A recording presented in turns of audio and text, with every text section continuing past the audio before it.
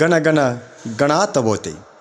श्री गजानन महाराज भक्तांनो, तुमच्या समोरची उभी असणारी संकट संपायचं नाव घेत नाहीत.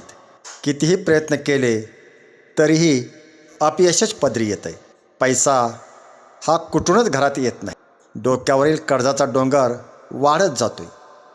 सुख, समाधान, मनशांती दिसतच नाही. रात्रीची झोपही सुखाने येत नाही. अशा विविध अडचणी आणि समस्यांनी प्रत्येकजण बेजार असतो. पण चिंता करू नका. आज मी तुम्हाला श्री गजानन महाराज यांचा जो मंत्र सांगत आहे, तो मंत्र म्हणजे साक्षात गजानन महाराज यांचा आशीर्वाद आहे. हा मंत्र म्हणजे केवळ शब्द नाहीत, तर हा मंत्र म्हणजे एक ऊर्जा आहे. जी ऊर्जा तुमचं झाकळलेलं नशीब बदलू शकते. श्री गजानन महाराज भक्तांनो, हा मंत्र जपायला सुरुवात करताच तुमच्या आयुष्यामध्ये चमत्कार घडायला सुरुवात होईल. जसा जसा या मंत्राचा जप तुम्ही करू लागाल, तसे तसे तुमचे वाईट दिवस तुमच्या आयुष्यामधून कायमचे निघून जाऊ लागतील. या मंत्राची शक्ती एवढी अफाट आहे की हा मंत्र नुसता कानावर पडला तरीसुद्धा काही वेळातच तुमच्या कानावर आनंदाच्या गोड बातम्या यायला सुरुवात होईल. कारण हा मंत्र म्हणजे संकटांचा कर्दनकाळ आहे.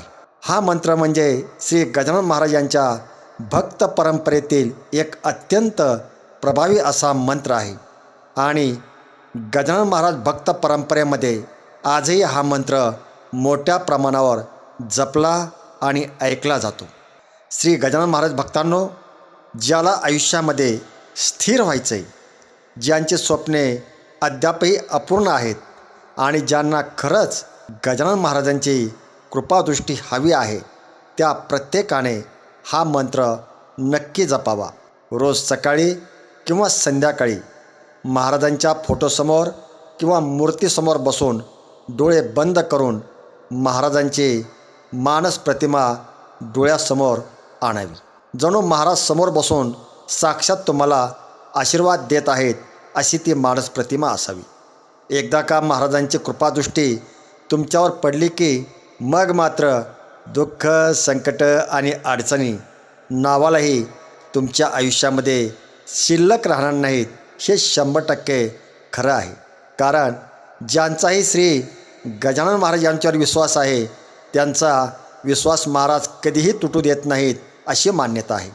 श्री गजानन महाराज भक्तांनो, लक्षात ठेवा, एकदा का महाराजांची कृपा तुमच्यावर झाली की आयुष्यामध्ये सगळीकडे आनंदी आनंदच असेल. तुमच्या मनोकामना, इच्छा आणि मनातील स्वप्ने जी आहेत, ती स्वप्ने पूर्ण करण्याची जबाबदारी महाराज स्वतः घेत असतात.